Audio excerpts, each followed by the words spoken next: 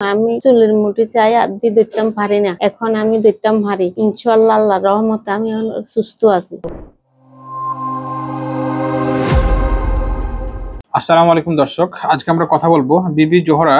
60 বছর বয়স, উনি আসছেন ফুলগাজী থেকে। দর্শক, উনি যখন এক সপ্তাহ আগে আমাদের চেম্বারে আসছিলেন তখন ওনার ডান হাতের এই কাঁধে তার তীব্র ব্যথা ছিল এবং তার এখানে আমরা মাস্কুলার আল্ট্রাসাউন্ড করে দেখি যে তার অ্যাডহেসিভ ক্যাপসুলারিস এবং সাবস্ক্যাপুলার বার্সাইটিস, তার এই রোগটি আমরা ধরতে সক্ষম হয়। রোগটি ধরার পর আমরা তাকে কিছু নিয়ম কানুন বলে দিই, কিছু প্রেসক্রিপশন করে দিই এবং উনি এক সপ্তাহের ওষুধ খেয়ে এবং নিয়মগুলো মেনে চলে আলহামদুলিল্লাহ ওনার এই কাঁধের ব্যথাটি তার অনেকটাই কমে গেছে। এবং উনি আগে হাত তুলতে পারতেন না, এখন তিনি তুলতে পারেন। আগে উনি চুলের মুঠি তুলতে পারতেন না, এখন উনি তুলতে পারেন। এবং তার এই কাঁধে যে তীব্র ব্যথাটি ছিল এই ব্যথাটি অনেকটা কমে গেছে। দর্শক, আমরা এখন রোগী এবং রোগীর সাথে যিনি আসছেন তাদের কাছ থেকে তাদের সুস্থতার গল্প শুনবো। আসসালামু আলাইকুম।